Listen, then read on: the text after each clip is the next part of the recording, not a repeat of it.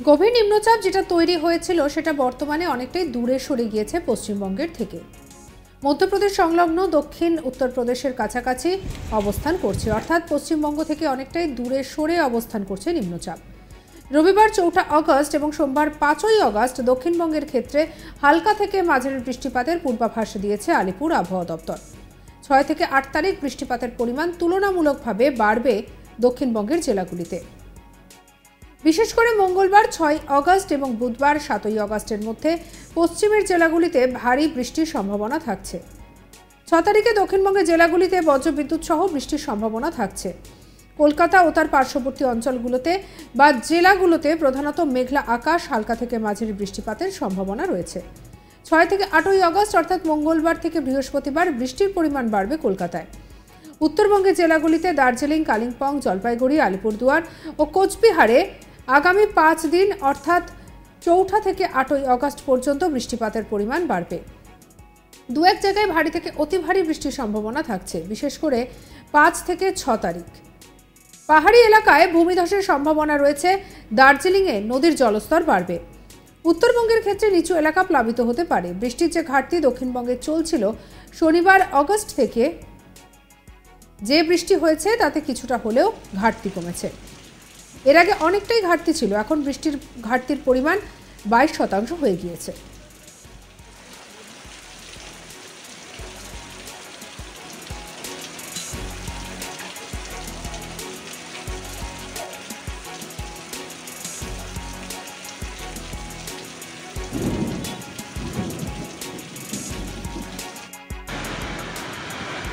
তবে যেটা জানা যাচ্ছে 6 থেকে 8 তারিখ দক্ষিণবঙ্গের বৃষ্টির পরিমাণ আবার বাড়বে, অর্থাৎ এই বৃষ্টির পরিমাণ বাড়ার ফলে আবার নতুন করে ভোগান্তির মধ্যে পড়তে হতে পারে।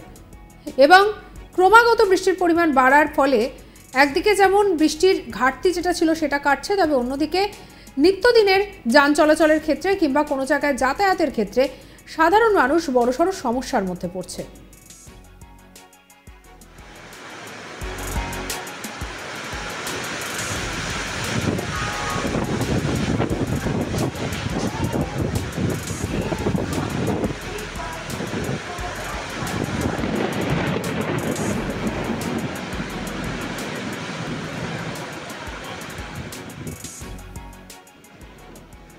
তবে ইতিমধ্যে এই বৃষ্টির খবর সামনে আসার পরে নতুন করে চিন্তার ভাঁজ পড়েছে মানুষের কপালে।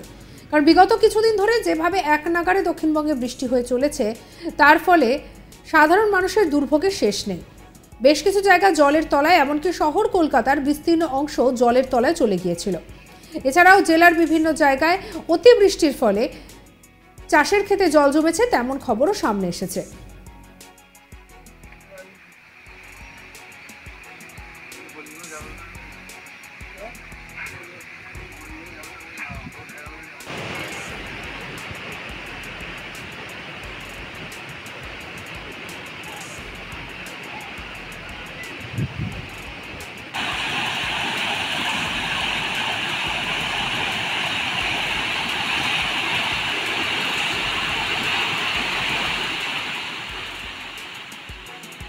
আর এদিকে অতি বৃষ্টিতে ইতিমধ্যেই জল ছাড়তে শুরু করেছে বিভিন্ন জলাধার থেকে।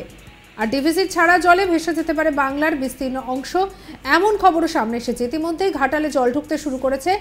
ঘাটালে বিপদসীমার ওপর দিয়ে বইতে শুরু করেছে জল, বন্যা পরিস্থিতির সৃষ্টি হয়েছে। যানবাহন চলাচল কার্যত স্তব্ধ হয়ে গিয়েছে এবং যাতায়াতের ক্ষেত্রে নৌকো ভরসা হয়ে দাঁড়িয়েছে। আর এই গভীর নিম্নচাপ যেভাবে তৈরি হয়েছিল তার ফলে এমন পরিস্থিতির সৃষ্টি হয়েছে। তবে এবার যেটা জানা যাচ্ছে, মধ্যপ্রদেশ সংলগ্ন দক্ষিণ উত্তরপ্রদেশের কাছাকাছি অবস্থান করছে এবং পশ্চিমবঙ্গ থেকে অনেকটা দূরে অবস্থান করছে নিম্নচাপ। রবিবার 4 আগস্ট এবং সোমবার 5 আগস্ট দক্ষিণবঙ্গের ক্ষেত্রে হালকা থেকে মাঝারি বৃষ্টিপাতের পূর্বাভাস দিয়েছে আলিপুর আবহাওয়া দপ্তর। 6 থেকে 8 তারিখ বৃষ্টির পরিমাণ তুলনামূলকভাবে বাড়বে দক্ষিণবঙ্গের জেলাগুলিতে।